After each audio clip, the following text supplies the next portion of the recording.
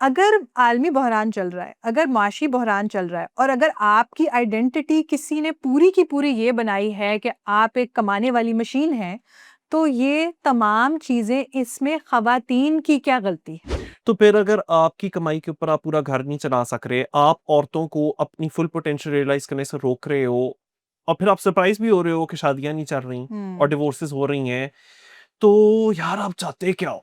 क्यों किसी ऐसे रिश्ते को बचाया जाए या उसके अंदर रहा जाए अगर उसके अंदर सुकून, खुशी नहीं है और अगर उसके अंदर ज़्यादा तादाद तशद्दुद की है, तो फिर is that relationship worth saving? अगर तुम 25 साल के ना भी हो तो तुम्हारे ऊपर टैक्स पेमेंट की, टैक्स की अदायगी का भी बर्डन आएगा, तुम्हारे हुँ, ऊपर शादी और मैरिज चाइल्ड के रिस्पॉन्सिबिलिटीज का बर्डन भी हुँ। आएगा। तुम ड्राइव भी कर सकते हो, ड्राइविंग लाइसेंस भी तुम्हारे पास हो सकता है, लेकिन तुम्हारी इतनी औकात नहीं कि तुम वोट कर सको और तुम्हारी पॉलिटिकल पार्टिसिपेशन हो।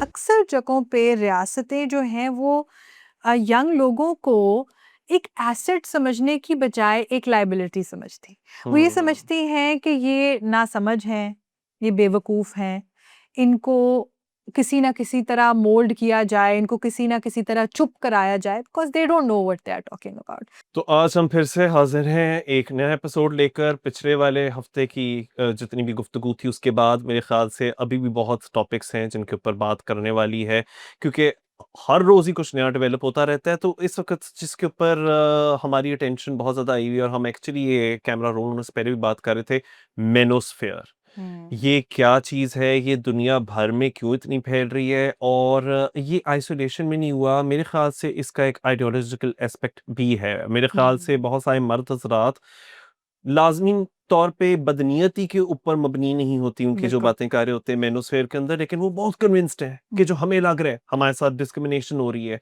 कि जो असल मैस्कुलिनिटी है उसके ऊपर अटैक करने की साजिश छिड़ी गई, और ये पूरी वोकनेस इसके पीछे आई हुई है। और मैं इसी कह रहा हूँ कि ग्लोबल लेवल के ऊपर बात अब चलना शुरू हो गई हो, एक ग्लोबल फिनोमिनन बन गया, बिकॉज इसका बहुत गहरा लिंक बनता है ट्रम्पिज्म के साथ। यस। क्यू एन ऑन जैसे ग्रुप्स, या वो जो उनके ये बॉय स्काउट्स, इस तरह के जितने भी राइट विंग ऑनलाइन कम्युनिटीज हैं, ये स्पिल ओवर हो रहा है। और पाकिस्तान के अंदर भी ऑफ कोर्स इसका एक अपना लोकल ट्विस्ट है। तो मुझे सबसे पहले आपसे पूछना है, आप मुझे बताएं, ये मेनोस्फेयर आप क्या समझती हैं, ये क्या चीज़ है? अगर इसको डिफाइन करना पड़े, if our hmm. Lives depended on it, how would we, और at least how would you define manosphere? Muneeb, manosphere जो है वो इस वक्त दुनिया के अंदर एक बहुत ही अहम जो है वो एक कह लें डेवलपमेंट है। बहुत ज़्यादा जो आलमी इदारे हैं जैसे यूएन हो गया, lots of international bodies, lots of bodies that are dedicated to education, gender roles, वो इसके ऊपर इसको लेकर बहुत परेशान हैं। सो मैनोस्फेयर है क्या? मैनोस्फेयर वो तमाम एक कलेक्शन है उन ऑनलाइन प्लेटफॉर्म्स की, चाहे वो पॉडकास्ट हों, वेबसाइट्स हों, ब्लॉग्स हों, any online forum that is promoting किसी भी किस्म की एक रिजिड डेफिनेशन ऑफ मैस्कुलिनिटी, और जहाँ पर वुमेन हेटिंग और एंटी फेमिनिस्ट बातें होती हैं। अब मैनोस्फेयर जो है वो एक मोनोलिथिक चीज़ नहीं है, हर हम्म। तरह का मैनोस्फेयर एक नहीं है, बिकॉज़ मैनोस्फेयर के अंदर बहुत सारे मेल लाइफ़स्टाइल और फिटनेस पॉडकास्टर्स भी आ जाते हैं। फिर उसके बाद हमारे थोड़े अग्रेसिव वाले जो ज़्यादा हेट लैंग्वेज यूज़ करते हैं, नफ़रत अंगेज़ मवाद जिनमें होता है वो भी आ जाते हैं। तो मुख्तलिफ इसकी इक़साम हैं। जिस तरह एंड्रयू टेट आई थिंक दुनिया के लीडिंग मैनोस्फेयर के इस वक़्त जो हैं वो लीडर कंसिडर होते हैं, जो मर्दों को ये बता रहे होते हैं कि असल मैस्कुलिनिटी होती क्या है, और इस वक़्त दुनिया के अंदर मैस्कुलिनिटी के ऊपर एक अटैक हो रहा है हम्म। और हमारे खिलाफ डिस्क्रिमिनेशन हो रही है। तो मैं ये चाहूँगी कि मैनोस्फेयर जिसके ऊपर इस वक़्त जो लोग जेंडर के ऊपर काम करते हैं वो बहुत कंसर्न्ड हैं। स्कूल्स के अंदर रिपोर्ट्स आ रही हैं पूरी दुनिया से कि टीनेज बच्चों के अंदर, ख़ासकर लड़कों के अंदर जो जिनके पास एक्सेस है सोशल मीडिया का, वो इन तमाम चीज़ों से मुतासिर होकर अपनी जो फ़ीमेल कॉलीग्स हैं या फ़ीमेल स्टूडेंट्स हैं, पीयर्स हैं, उनके साथ उनके रवैये बदल रहे हैं। उनके रवैये ज़्यादा अग्रेसिव हो रहे हैं, वायलेंट हो रहे हैं। बहुत सारे स्कूल्स के अंदर ये चीज़ें जो हैं,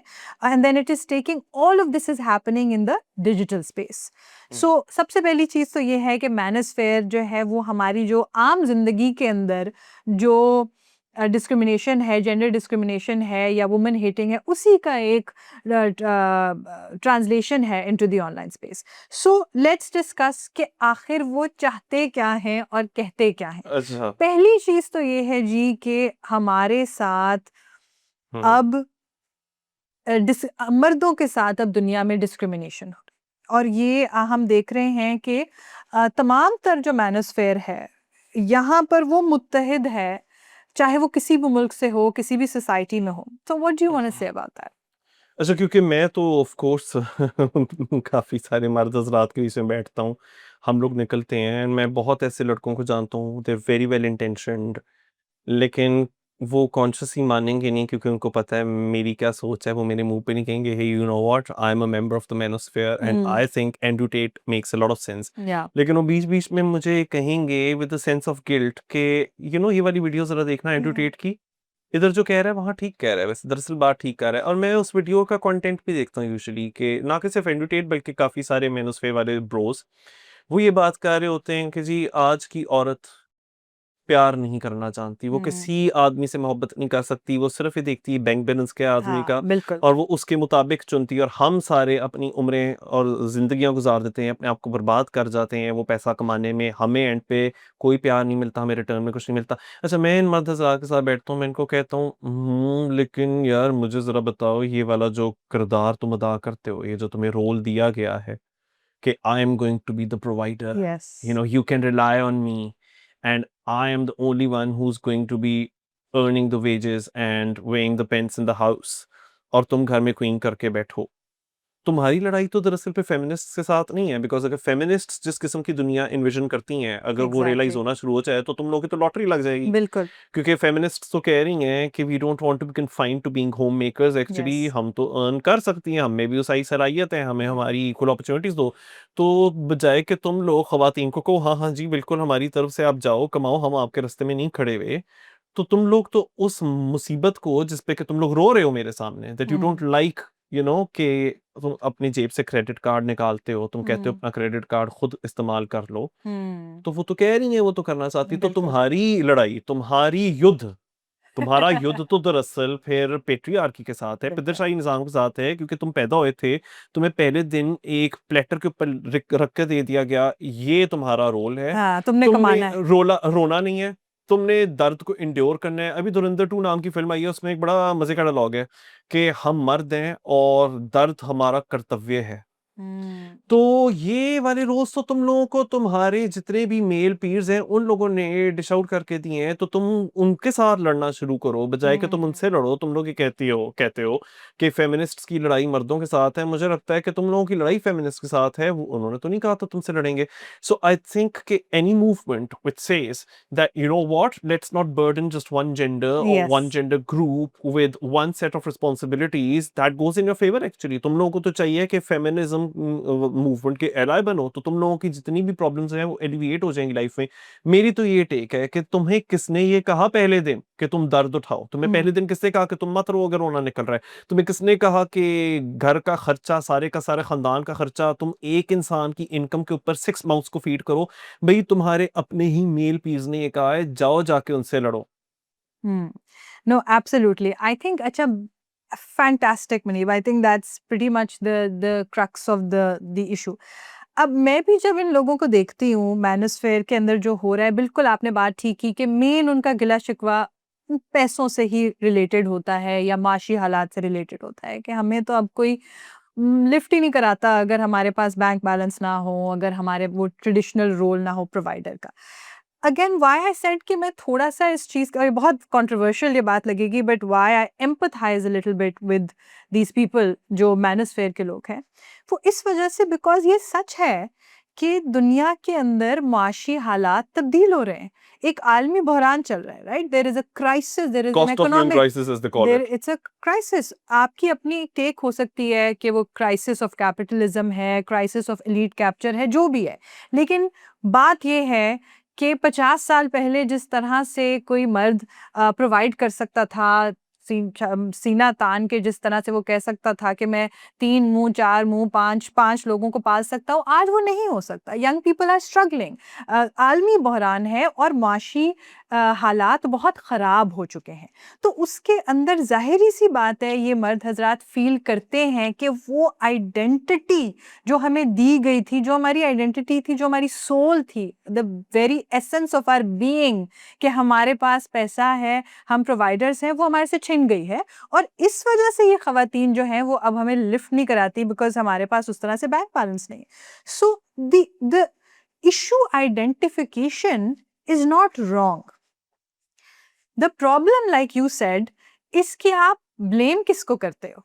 अगर आलमी बहरान चल रहा है, अगर माशी बहरान चल रहा है, और अगर आपकी आइडेंटिटी किसी ने पूरी की पूरी ये बनाई है कि आप एक कमाने वाली मशीन हैं, तो ये तमाम चीज़ें, इसमें ख़वातीन की क्या गलती है, इसमें फेमिनिज्म की क्या गलती है। बिल्कुल जैसे आपने कहा कि फेमिनिस्ट तो ये चाहते हैं कि ये बर्डन, ये रिस्पॉन्सिबिलिटी दोनों लोगों को शेयर करनी चाहिए।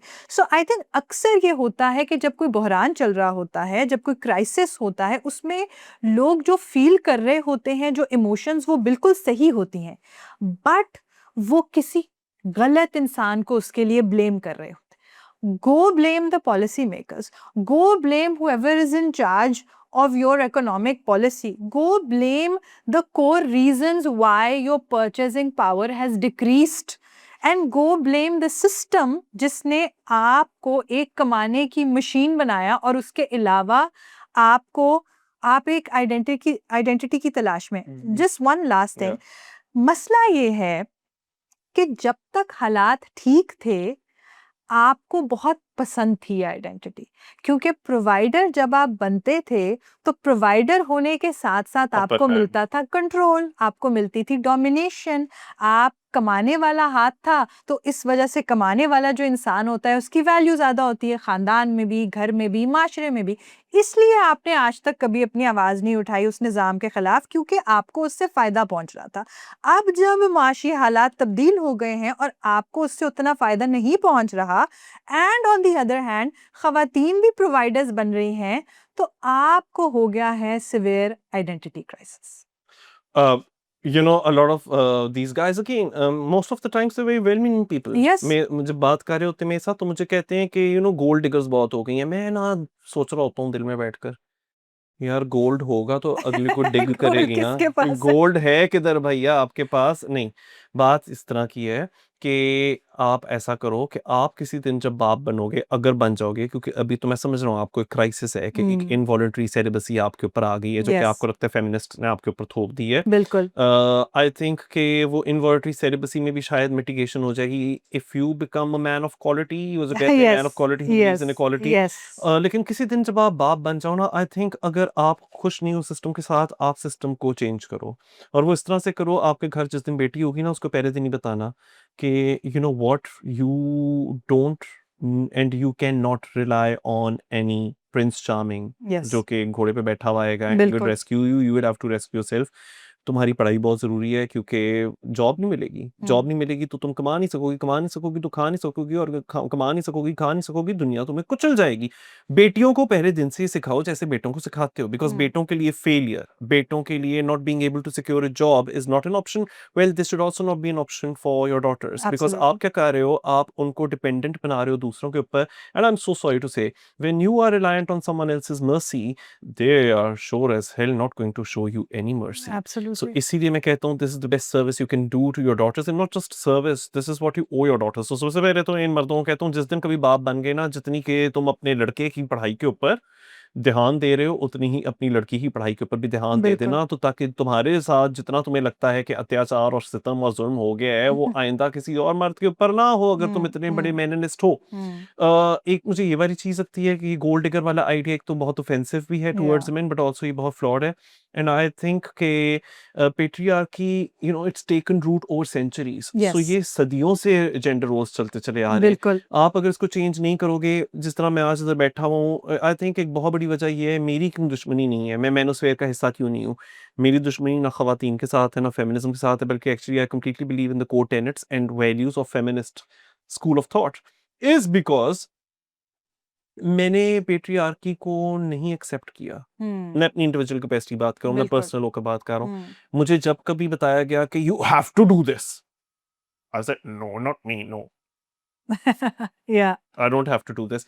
सो लेकिन इसी की एक्सटेंशन खैर पाकिस्तान के अंदर वेरिएंट्स हैं, इसके स्ट्रेन्स और वेरिएंट्स आते रहते हैं मेनोस्फेयर के। या आई थिंक एडोलेसेंस नाम का एक सीरीज आया था नेटफ्लिक्स यस के ऊपर, उसने बहुत अच्छे तरीके से डिपिक्ट किया था कि एक छोटा 13 साल का बच्चा है, वो किस तरह से एट दैट इम्प्रेशनेबल एज उसके ऊपर एक इम्प्रेशन हुआ है इस चीज़ का कि this is my role as a male, एक औरत की ज़रूरत कैसे होगी मुझे ना करने की।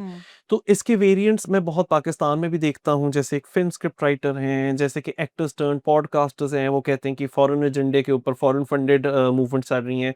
तो मैंने अभी देखा है क्रिकेटर साहब हैं सईद अनवर, और उन्होंने एक रोना धोना मचाया हुआ है बैठकर किसी अपनी वीलॉग के ऊपर या पॉडकास्ट पे, और वो कह रहे हैं डिवोर्स रेट्स बहुत बढ़ गए हैं क्योंकि औरतों ने कमाना शुरू कर दिया, औरतों ने काम करना शुरू कर दिया। और पाकिस्तान में जब से औरतों ने कमाना शुरू किया 3 साल में 30% तलाक बढ़ गई है। टू हेल विद यू, दफा हो जाओ, मैं खुद कमा सकती हूँ, मैं घर चला सकती हूँ। ये पूरा एक गेम प्लान है मेरे दोस्तों, लेकिन जब तक हिदायत नहीं मिलेगी इस गेम प्लान को नहीं समझ सकते। और ये स्टेटिस्टिक्स कुछ और देर पहले भी आए थे कि वाकई पाकिस्तान में डिवोर्स रेट्स बढ़ रहे हैं, and man are not happy with it. Actually you know I know a person, and उन्होंने मुझे कहा कि जी मेरी तनख्वाह बढ़ाई जाए इसी, क्योंकि मेरे ऊपर बहुत बोझ आ गया, इकोनॉमिक बर्डन आ गया है। मेरी बीवी बहुत काबिल है लेकिन मैं नहीं चाहता वो घर से बाहर जाकर काम करे, क्योंकि ये दरअसल हमारे लिए ज़िल्लत की बात होगी कि अगर इतनी बुरी नौबत आ गई है कि हम अपनी घर की औरतों को कहीं घर से बाहर जाकर काम करें, तो फिर अगर आपकी कमाई के ऊपर आप पूरा घर नहीं चला सक रहे, आप औरतों को अपनी फुल पोटेंशियल रियलाइज़ करने से रोक रहे हो, और फिर आप सरप्राइज़ भी हो रहे हो कि शादियाँ नहीं चल रही और डिवोर्सेस हो रही हैं, तो यार आप चाहते क्या हो? So I mean I need a comment from you. What do you think is behind this? You know, एक तो concern है ना, लेकिन वाकई this rise in the number of divorces. या सो आई थिंक 2 चीज़ें हैं। एक तो जैसे आपने कहा कि मैनोस्फेयर के अंदर भी आई थिंक 2-3 और फैक्टर्स भी हैं। एक ऑफ कोर्स जनरली ये बात कि सिर्फ मर्द अब ब्रेड विनर्स नहीं रहे और उनको इस चीज़ का आइडेंटिटी क्राइसिस हो गया, and how you rightly pointed out के साथ-साथ ख़वातीन की एक एवोल्यूशन हो रही है, उसको भी हमें डिस्कस करना चाहिए कि पिछले 50-60 साल में, 50 साल को भी ले लें, मेरे ख़्याल में दुनिया के अंदर जो सबसे मेजर शिफ्ट आया है, जो कि अब पाकिस्तान के अंदर भी आ रहा है, वो ये है कि ख़वातीन घर से बाहर निकल कर काम कर रही हैं और उनके पास फाइनेंशियल इंडिपेंडेंस आ रही है, फाइनेंशियल स्टेबिलिटी आ रही है। और हमेशा से हमने ये देखा है कि ख़वातीन को ये कहा जाता है कि उनको या कमाने की ज़रूरत नहीं है या इजाज़त नहीं है, this is just not who they are. So ये एक मैसिव चेंज है, इसकी वजह से पूरे माशरे के अंदर interpersonal relationships, it's a huge seismic shift, right? The biggest shift in the division of labor जो कि हमने एक्सपीरियंस किया है पिछले कुछ डेकेड्स के अंदर, और इसका हर जगह हमें वो एक नज़र आ रहा है। अब उसके साथ-साथ क्या होता है जब इस तरह की कोई चीज़ चेंज होती है, जिस तरह की आपने बात की, ये सईद अनवर साहब की वीडियो तो वैसे पुरानी है, लेकिन हमारी नज़रों से अभी कुछ देर पहले इसलिए गुज़री क्योंकि अच्छा। जब ये अभी रिपोर्ट आई, ये न्यूज़ आई कि इस्लामाबाद के अंदर 2026 के पहले क्वार्टर में तकरीबन 5,000 जो है डिवोर्स के केसेस रजिस्टर हो चुके हैं। तो ऑब्वियसली ट्विटर पे, हर सोशल मीडिया प्लेटफॉर्म पे एक डिस्कशन शुरू होगी कि भाई आखिरकार हो क्या रहा है, इतनी तलाक क्यों हो रही है। तो हर किसी का एक अपना ओपिनियन था। ऑब्वियसली मर्द हजरात को ये लग रहा था कि ख़वातीन किसी हाल में खुश नहीं रह सकती, और वो खुद क्योंकि ऑफ कोर्स माशी बहरान का भी शिकार हैं। ख़वातीन के कमेंट्स कुछ इस तरह के आ रहे थे कि हमने सब dash dash dash dash dash चीज़ें बर्दाश्त करनी ख़त्म कर दी हैं, तो इस वजह से ये हो रहा है। फिर एक हमारे बड़ों की एक जनरेशन है जिनकी एक अलग ही टेंजेंट चल रही थी, विच इज़ के बस बर्दाश्त की कमी है, सैक्रिफाइस की कमी है, कॉम्प्रोमाइज़ की कमी है। So this is what was happening. Right.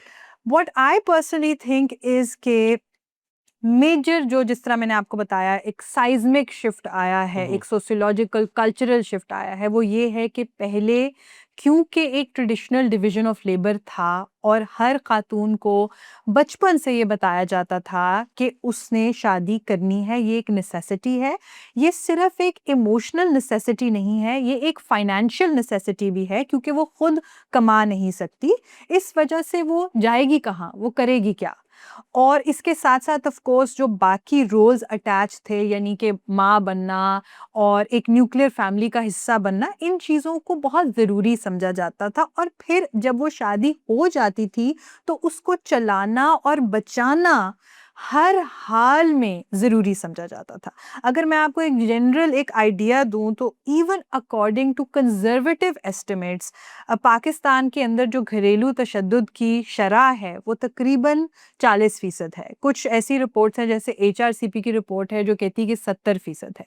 तो अगर तकरीबन हर दूसरी तीसरी शादी के अंदर घरेलू तशद्दुद हो रहा है तो पहले ये होता था कि अच्छा सो व्हाट, गाली ही दे दी ना तो क्या हो गया, चलो एक थप्पड़ मार दिया तो क्या हो गया, कम से कम कमा के लाता है, तुम्हारे बच्चों का बाप है, बर्दाश्त कर लो ऑल ऑफ दैट। जब से इन चीज़ों को जब से ख़वातीन ने एक तो ऑब्वियसली खुद से कमाना शुरू किया है, उनके पास फाइनेंशियल इंडिपेंडेंस आई है, तो ये नेसेसिटी ख़त्म हो गई है। सही उसके साथ ही साथ मुझे लगता है और भी एक ज़हनी शऊर आया है लोगों के अंदर कि क्यों किसी ऐसे रिश्ते को बचाया जाए या उसके अंदर रहा जाए अगर उसके अंदर सुकून, खुशी नहीं है और अगर उसके अंदर ज़्यादा तादाद तशद्दुद की है, तो फिर is that relationship worth saving? Absolutely, absolutely. नहीं, मैं इसीलिए ये फ़ील करता हूँ कि ये इनकी अगर चीखें निकल रही हैं ना कि जी ख़वातीन अब बहुत जवाब देना शुरू हो गई हैं, उन्होंने कमाना शुरू कर दिया, घर से बाहर निकली तो एकदम से वो झिझक खुल गई। तो ये झिझकें बहुत पहले खुल जानी चाहिए थी दरअसल। चलो देर आए दुरुस्त आए। मैं अगेन मैं हमेशा अपनी पर्सनल लाइफ़ से चीज़ें निकालता हूँ because the person is political. It is. तो बात कुछ ऐसी है कि in fact whatever field I wanted to work in, uh, I had as many number of men competing for that same position in life or employment or opportunity as many women. And बहुत दफ़ा ऐसा हुआ है कि I had my eyes on, अच्छा मुझे ये वाली job opportunity चाहिए. And a lot of times they were men, a lot of times they were women. उनको वाली opportunity मिल गई. And वो इसलिए मिल गई because अब आजकल ये सारे जो आते हैं fresh graduates ये बहुत काबिल हैं. बिल्कुल। इसमें वाक़ई मैं बहुत खुश हूँ, एटलीस्ट जिन फ़ील्ड्स में मैं वर्क करता हूँ, तो वाक़ई डिस्क्रिमिनेशन नहीं है between main and women.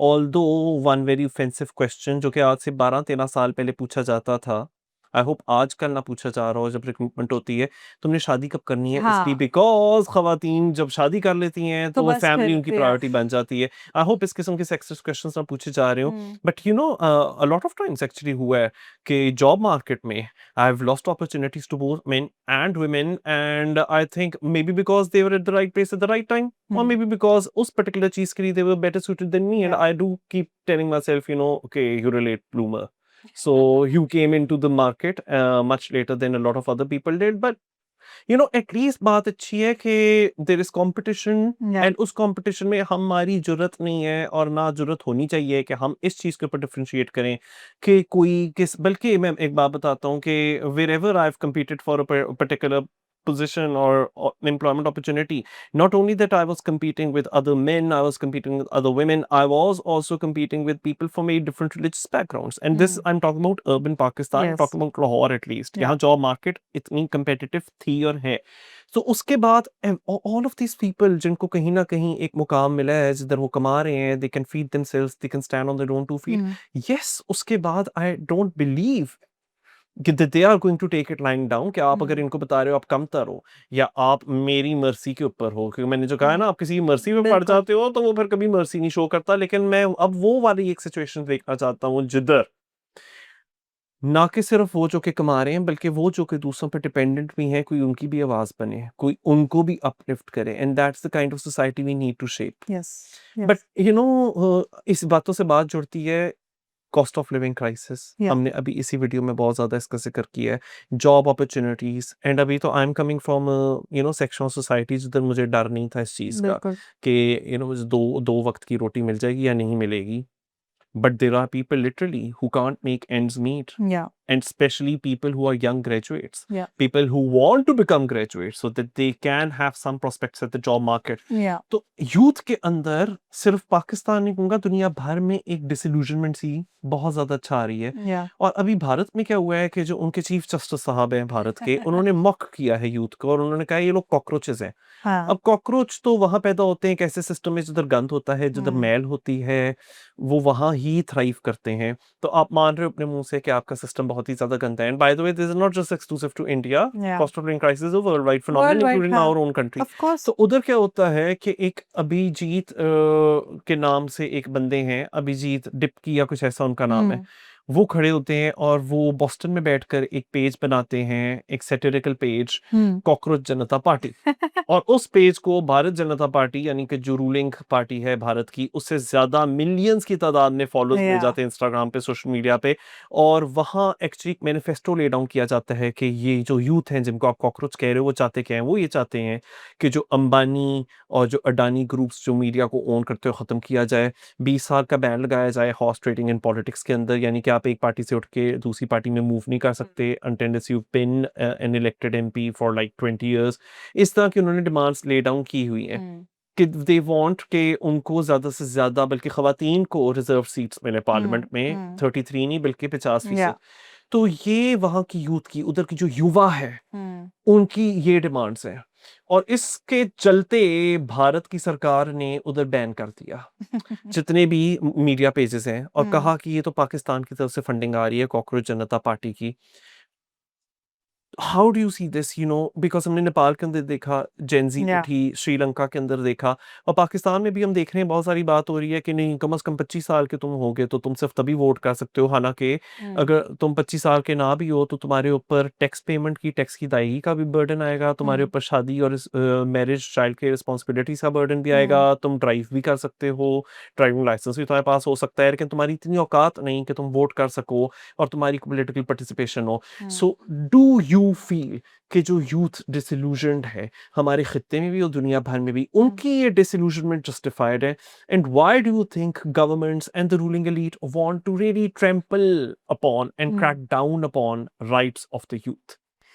I think definitely Munib, अगर कोई ये कहे कि जस्टिफाइड नहीं है तो वो पता नहीं किस बबल में रह रहा होगा कि यूथ की डिसइल्यूजनमेंट जस्टिफाइड नहीं है। I mean you have to be living in some bubble. हम आपको एविडेंस के साथ बता सकते हैं कि मिलेनियल्स और जेन जी जो हैं वो अपने ओल्डर जो काउंटर पार्ट्स थे हमारे बूमर्स और उनसे आगे जो जनरेशन्स थी, आप अगर होम ओनरशिप के स्टैटिस्टिक्स देखें, आप लिविंग वेजेस के स्टैटिस्टिक्स देखें, दुनिया भर में बहुत सारी ऐसी चीज़ें हैं, बहुत सारी एविडेंस है। देखिए, है तो इन मैनी केसेस तो अक्सर चीज़ें एक इकोनॉमिक क्राइसिस ही होती हैं, और ये भी वही है जो फ्यूल कर रहा है फिर और तरह की डिसइल्यूजनमेंट को। बिकॉज़ जब ये वाली एक मेजर डिसइल्यूजनमेंट होती है, देन ऑफ कोर्स आपको बहुत सारे जो माशी निज़ाम से भी मसला होता है, आपको और भी बहुत सारी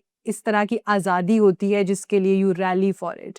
सो अगेन आई थिंक कि होता है, डेफिनेटली इट्स जस्टिफाइड, क्योंकि पूरी दुनिया के अंदर एक एलीट कैप्चर वाला, मैं कहूँगी, एक निज़ाम है, और इनइक्वालिटी एटलीस्ट जो है वो बहुत तेज़ी से बढ़ रही है एक तरफ, और फिर आपको नज़र आ रही है क्योंकि आप सोशल मीडिया पे देख रहे हैं। एक तरफ आप देख रहे हैं ऑप्युलेंस, आप देख रहे हैं all forms of, and I don't want to generalize and just start a blame game, but obviously ये कंसर्निंग चीज़ है कि कोई भी आम इंसान जो एक तरफ इतनी ज़्यादा हैव्स और हैव नॉट्स का गैप देख रहा है, एक तरफ इतनी लग्जरी, इतनी ऑपुलेंस, दूसरी तरफ इतनी गुर्बत, ये कितनी देर ये निज़ाम चल सकता है? और ये सिर्फ हमारे खत्ते में नहीं, जैसे आपने कहा पूरी दुनिया में ये चीज़ है। सो 100% इट्स जस्टिफाइड। उनका तरीका बहुत इंटरेस्टिंग है, और ये पहली दफ़ा नहीं है कि इस तरह से, जिसे हम कहते हैं अब्सर्डिटी को इस्तेमाल करके यंग लोगों ने, even we saw this in the 60s and the 70s, कि where some of the claims that they are making are very out there, very absurd, but it's more about making a spectacle। Yeah. यानी 2 दिन के अंदर, जब मैंने last उनका Insta page देखा था, उस वक्त इस इंसिडेंट को सिर्फ 2 दिन हुए थे, और उनके इंस्टाग्राम पेज के ऊपर 22.5 मिलियन फॉलोअर्स थे। So I don't know how much that changed and everything, but to your second part है इसका, जो कि मैं समझती हूँ कि बहुत इंटरेस्टिंग है। देखिए, रियासत जो है, ऐसा होना नहीं चाहिए, लेकिन मैं ये नोटिस कर रही हूँ कि अक्सर जगहों पे रियासतें जो हैं वो यंग लोगों को एक एसेट समझने की बजाय एक लायबिलिटी समझती। वो ये समझती हैं कि ये नासमझ हैं, ये बेवकूफ़ हैं, इनको किसी ना किसी तरह मोल्ड किया जाए, इनको किसी ना किसी तरह चुप कराया जाए, because they don't know what they are talking about. और मुझे इस बात पे बहुत दुःख होता है, बिकॉज़ पाकिस्तान जैसे ममालिक जहाँ पर 60% of the population almost is under 40, ये यूथ आपका एसेट है। इस यूथ के अंदर आप और पॉलिटिकल पार्टिसिपेशन तो एक ऐसी चीज़ है जिससे आपके माशरे के अंदर मज़ीद शऊर आता है, मज़ीद जब जैसे ही सियासी एक्टिविटी जो है वो ज़ोर पकड़ती है, that is always good for the country because it means more people are concerned about the country. So the last thing is, again जैसे आपने कहा, पाकिस्तान जो भी एंड में डिसीजन होता है 18, 20, 21, 25, मेरा कंसर्न सिर्फ ये है कि अगर आप पाकिस्तान के अंदर बच्चों को शादी करने की इजाज़त दे सकते हैं 18 साल की उम्र में, और वो भी अभी रिसेंटली हुआ है, या राइट? वो भी अभी रिसेंटली हुआ और पूरे पाकिस्तान में नहीं हुआ, कुछ सूबे अभी कैच अप कर रहे हैं उसके ऊपर। तो शादी करने का आपने मिनिमम एज जो है बना दी है 18, यानी इतना बड़ा फैसला, इतनी बड़ी जिम्मेदारियां, एक लाइफ ऑल्टरिंग चीज़। लेकिन एब्सोल्युटली वोट करने की इजाज़त आप 18 साल के लोगों को नहीं देना चाहते। Please explain to me this I absurdity. Mean जब आप वोटर होते हो आपके स्टेक्स होते हैं पॉलिटिकल या प्रोसेस में उस मुल्क के अंदर। एब्सोल्युटली, तो अगर उसके स्टेक्स ही नहीं है वो परवाह क्यों करेगा मुल्क के बारे में कि मुल्क जिस डायरेक्शन में भी जा बिल्कुल। रहा है मैं टैक्स क्यों पे करूं, मैं इस मुल्क के बारे में क्यों परवाह करूं जो मेरी सुनता नहीं, जो मुझे इस काबिल ही नहीं मानता हुँ, कि मेरी से मैटर भी करती है, मेरी आवाज मैटर भी करती है। You take away somebody's vote, या डिसएनफ्रेंचाइजमेंट होगी ना, you take away their voices. And well just to wrap up this conversation quickly I want to shed light on because you mention social media और हम वो एक idealistic देखते हैं social media पे कि दूसरे लोग जिंदगी में कहाँ से कहाँ जा रहे हैं, हम बेचारे कहीं पीछे रह गए। तो सोशल मीडिया से पहले भी होता था लेकिन अब जरा कुछ ज्यादा ही प्रोलिफरेट कर गया सेलिब्रिटी कल्चर। हुँ, बहुत मेरे ना उस पे इंस्टाग्राम पे आ रहा होता है कि जी सेलिब्रिटी के साथ सेल्फी खिंचवाने के लिए फैंस मर रहे हैं, हुँ, चीख रहे हैं, एंड उनको उनके फेवरेट सेलिब्रिटी कभी ऑब्लाइज करते हैं, कभी धुतकार रहे होते हैं। हुँ, तो मैंने अभी एक वीडियो देखी कि एक एक्टर हैं अली रजा, तो उन्होंने क्या किया कि एक फैन को यूं एक हाथ से उठाया, यूं उठाकर वो दूसरी साइड पे ऊपर ही मारा। क्यों? क्योंकि वो किन्जा हाशमी एक एक्ट्रेस है, उनके साथ सेल्फी लेना चाह रहे थे। ओह येस आई सॉ, येस। अच्छा, अब ये एक वाक़ई मैं कहीं न कहीं सेलिब्रिटीज़ को भी समझता हूँ, मैं फैन्स को भी समझता हूँ। फैन्स का क्या है, हम किसी को स्क्रीन पर देखते हैं, हम उनसे रिलेट कर सकते हैं, स्पेशली अगर हुँ, उन्होंने उनको कोई कैरेक्टर प्ले करते देखा है स्क्रीन पे। हुँ, तो हमें ये नहीं लग रहा होता कि ये it's a different person in real life. या हमें लग रहा होता है वो कैरेक्टर है, हमारे टीवी लाउंज के टीवी में से निकल के आ गया है, सो जिसके साथ हमारा एक लिंक है। But at the same time particularly for female public figures, yes. For actresses कि एकदम से कोई लिबर्टी ले रहा है, बाउंड्रीज की रिस्पेक्ट नहीं कर हुँ, रहा, पर्सनल हुँ, स्पेस इन्वेड कर रहा है, वो ऐसे कैमरा लेकर उसके मुंह के ऊपर थोप रहा है, हुँ, वो भी एक बहुत वैलिड कंसर्न है। Hmm, where do you think should the boundary और the dividing line really fall? कि एक तरफ के रिस्पेक्ट होनी चाहिए हुँ, फैंस की, I hmm, really believe it because hmm, they are the hmm, ones who make you, but at the same time या पीपल शुड आल्सो रिस्पेक्ट कि हम जिसको अप्रोच कर रहे हैं, माना हुँ, हमने उसको टीवी स्क्रीन पर देखा है, we don't own that person hmm, especially if it's a female. Hmm. Actually Munib, इसमें मैं बिल्कुल आप ही की तरह आई थिंक मैं एक मिडल पोजीशन लूँगी, हम्म, क्योंकि ख़ातून हूँ और बहुत इस तरह के पब्लिक प्लेसेस में I have been to political rallies, I have been to lots of places जहाँ पर आप एक बहुत बड़ी एक स्पेस है और वहाँ पर बाउंड्रीज़ और पर्सनल स्पेस जो कि एक ख़ातून की एक्सपेक्टेशन होती है, वो वहाँ पर वायलेट होना शुरू हो जाती है, ब्लरी होना शुरू हो जाती या हैं। And I have seen it happen to other people, to जैसे कि आपने कहा, to political leaders, to celebrities, to everybody. तो उस सिनेरियो के अंदर थोड़ा सा मुझे लगता है कि हमें फैंस को भी सेंसिटाइज करने की ज़रूरत है कि ख़ास तौर पे अगर एक खातून है जो किसी किसी भी तरह की पब्लिक फिगर है, आपको एक फिजिकल बाउंड्री रखना इसलिए ज़रूरी है। लेट मी एक्सप्लेन व्हाई, क्योंकि एक खातून के लिए ये चीज़ बहुत ट्रॉमेटिक है।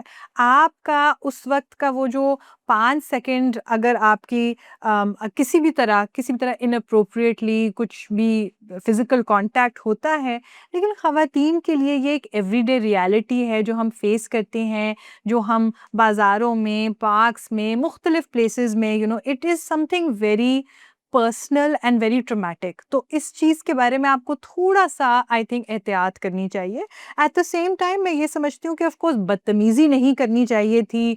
उठा के शायद इस तरह करना, वो in that moment it was a yes very emotional reaction. शायद वैसे एक बाउंड्री बना देते या कुछ इस तरह कर देते। Of course fans are at the end of the day very important and they make celebrities, but I will say कि आई थिंक कि उस पोजीशन में जो भी एक खातून होती है जिसके ऊपर इस तरह से लोग बहुत ज़्यादा उसकी फिजिकल बाउंड्रीज को वायलेट कर रहे होते हैं, तो आई थिंक उसका स्टेट ऑफ माइंड थोड़ा सा आपको बिकॉज समझने की सोशल मीडिया ज़रूरत है। यूजर्स से कहते हैं ब्लेम सारा खातून के ऊपर आता है हाँ कि जी हाँ देखो फिल्में करोगी हाँ एक्टिंग हाँ करोगी स्क्रीन पे आओगी तो हाँ फिर तो मर्द बिल्कुल लोग यूं ही हाँ ट्रीट करेंगे बिल्कुल दैट सॉर्ट ऑफ हाँ एटीट्यूड इन आवर कंट्री। या but at the same time मुझे समहाउ वो देखकर अच्छा नहीं लगा कि आपने ट्रू एक ऐसे आई पैर को एग्री उठाया विद यू उसे बिकॉज मुझे उस वीडियो में नहीं नजर आ रहा वो क्या कर रहे थे। बिल्कुल बिल्कुल आई थिंक यू नो हमारे एटलीस्ट पाकिस्तान में मैं ये कह सकता हूँ जितना भी सेलिब्रिटी कल्चर है हमारे पास ना वो चीज़ होनी चाहिए जो कि वेस्टर्न कंट्रीज में है, हालांकि वो भी सिस्टम परफेक्ट नहीं है। They call it pens like right barriers जिसके या पीछे खड़े हुए होते हैं एंड देन एक्टर्स उनको आकर अप्रोच करते हैं। वी नीड या something like that. But also I think celebrities have a lot of responsibilities. So recently तो रजा हुआ और बल्कि यही एक्टर है अली रजा ये और इनके समेत और कुछ एक्टर्स थे, उन्होंने अपनी वो कुर्बानी दिखाई कि जी ईद हुआ है हमने बकरा कुर्बान किया है। सो बकरा खून के अंदर नहा रहा है, वो मरा हुआ बकरा, वो उसको इस तरह लटका कर उसके साथ ना पोस्ट कर रहे हैं ये और ये और ये। और खाकान शाहनवाज ने अपने सोशल मीडिया पे कहा कि जी ये वाली चीज़ अच्छी नहीं लगती, ये नहीं करना चाहिए। What's your take on this? I mean I think कि डेफिनेटली अगर कोई भी रिचुअल जो है जो लोगों के लिए इतना अहम है, यहाँ पर डिबेट ये है कि क्या आपके पास फ्रीडम होना चाहिए कि आप उस चीज़ को पूरी तरह डिस्प्ले करें, या फिर आपको उसकी सैंक्टिटी को रिस्पेक्ट करना चाहिए और थोड़ा सा एहतियात करनी चाहिए। तो मैं ये समझती हूँ कि एहतियात बेहतर है, हम्म बिकॉज़ हम्म इस तरह की चीज़ें बहुत पर्सनल होती हैं, बहुत अहम हैं और शायद उनका इस तरह से मज़ाक नहीं बनाना चाहिए, या उनको इस तरह से डिस्प्ले नहीं करना चाहिए। Of course I am nobody to dictate anything to anyone, but शायद उनके लिए इस चीज़ की इम्पोर्टेंस मुख्तलिफ होगी। You know maybe he was doing it out of the right intention, लेकिन जो मैसेज अक्रॉस पहुंच रहा है वो ये है कि बस ये सिर्फ डिस्प्ले के लिए है और ये एक रिचुअल को, एक इस तरह की अहम चीज़ को एक स्टोरी या एक तस्वीर के लिए बेसिकली या लाइक्स के लिए या लोगों के सामने लेकर आ या रहा है।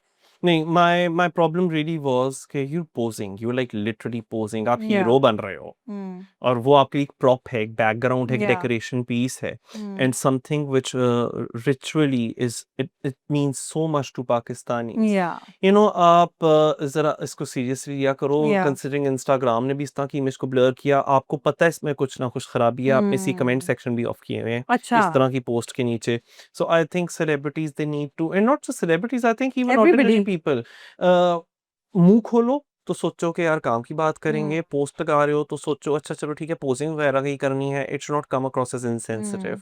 बट आई थिंक के I think we've had quite a discussion today yes and कहीं वी ना वेंट कहीं ऑल ये around the world. All around the world and but ये सारी बातें इंटर रिलेटेड है क्योंकि या बातों में से बात निकलती है and it all comes down to speaking responsibly, behaving responsibly, yes and making an impact. Because particularly आजकल क्या है ना, हमारे पास फोन है, हमारे पास social media, we broadcasting our lives। हाँ बिल्कुल, अगर आपने अब सोची है ना हम कुछ ब्रॉडकास्ट करेंगे तो काम सोच की समझ के चीज करें। यार, या ब्रॉडकास्ट कर दो कोई फर्क नहीं पड़ेगा। अगर आप मुंह खोल रहे हो बजाय कि आप डिमोनाइज करो खवातीन को और उनके हकूक को और आप कंप्लेन करो कि आजकल वो तलाक क्यों कर रही हैं, आप बल्कि उसी सोशल मीडिया का फ़ायदा उठाओ एक कॉन्वर्सेशन स्टार्ट करने के लिए कि ये नौबत पे क्यों आ रही है कि लोगों को तलाक करनी पड़ रही है, where have we failed as a society, is it even a failure if people want to walk out of bad arrangements. Yes so खैर अब हम अगले हफ्ते फिर से मिलेंगे और भी काफ़ी सारी आई डोंट नो सकत कौन से टॉपिक्स होंगे जो कि उस वक्त के लिए रेलिवेंट होंगे, या but until then I think इजाज़त लूंगा।